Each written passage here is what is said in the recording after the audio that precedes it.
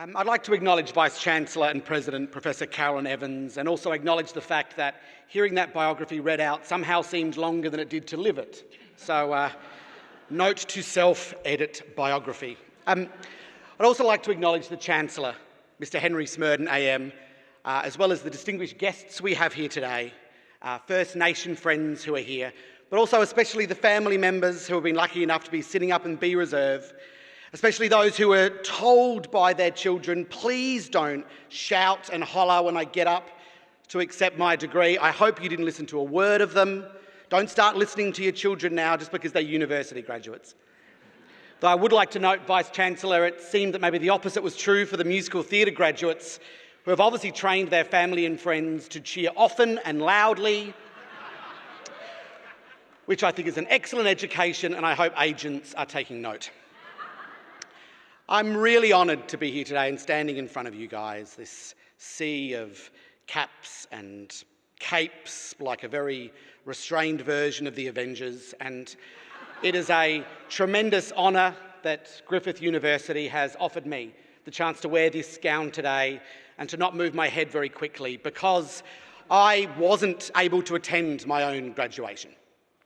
Many years ago, 55 BC, I graduated from a university, but instead of attending an event like this, I had rushed off to do my very first gig because I was a bit worried I wouldn't get the chance to do a second one. And as someone who graduated from a theatrical training institution, I've always lived with deep regret that I missed out on such a fantastic chance to genuinely frock up. So I'm very, very glad to be here today. And while I have no memories of finishing my course, I have very strong memories of beginning it.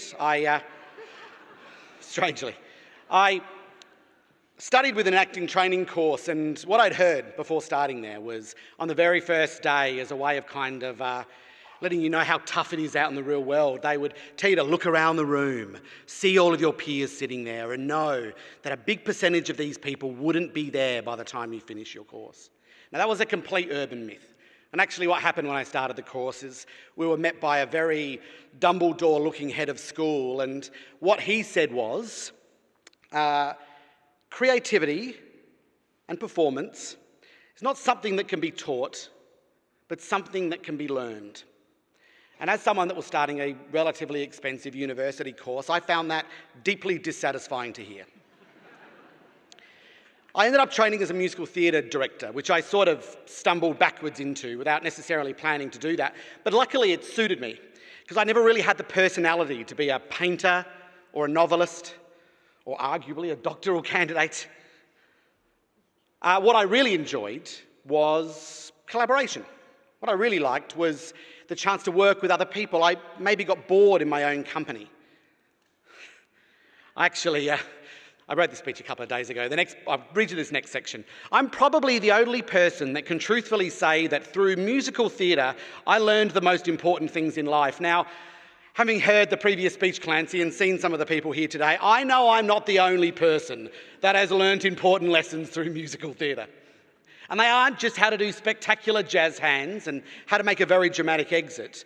But what I truly learned, what I think we've all learned, and the thing that I'd like to mention to you today was the power of other people. Personally, I like to do musicals because they are complex. They take a lot of different people and a lot of different perspectives to make happen. They need an open space where people can contribute ideas, where the best idea wins. Like everything important, that's how they're made. Like everything important in life, they're started by a group of people sitting in a room with just enough in common to get along. On that day of my graduation, I was doing my first show, and during the very first week, I got some advice from the director that I've always kept with me, and that was, always spend the first week saying yes. He said that because there's always ample time to change things, but there's never another chance for people to hear you say yes, to hear you be open to their contributions, to draw out their ideas, for them to realise they're respected and we are all making something together and we're all better for it. What I didn't know when I started at uni, and certainly when I finished, was the number of people who were going to be important in my life who were sitting around me at that time. These are people that I would continue to collaborate with and make things with throughout my life. I mean, if you looked around you now, it maybe doesn't feel like it yet. But if you're lucky, the people sitting around you today who have probably annoyed you and excited you over the last few years in probably equal measure, they are the people you'll be making things with for the rest of your life. And it is those things that you should start doing tomorrow. Stop thinking about a job and the phrase entrance level and start thinking about people like you, people you know, people who you think are awesome, and start making stuff. Start being creative. Creativity is the thing that makes us different from monkeys. It's not math, because I'm sure orangutans can count. It's creativity. It's recognizing problems. It's finding new and unique ways to solve things. It's having a unique perspective, a new perspective, your perspective, a new way to view the world.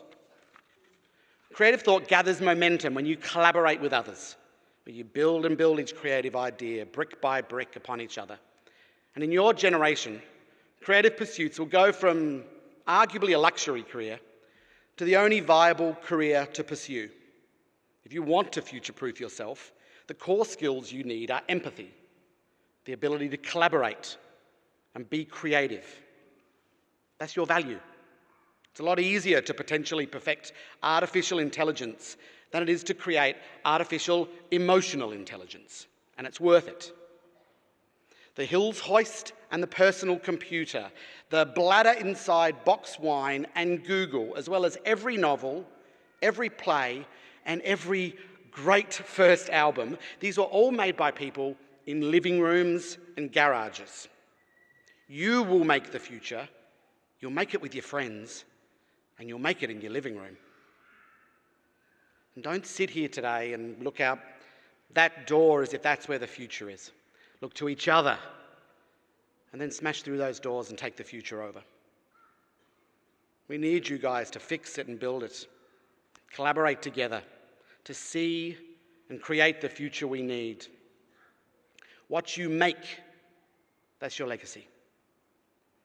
So go home, take off the gown, maybe not in that order, and start. Thank you very much.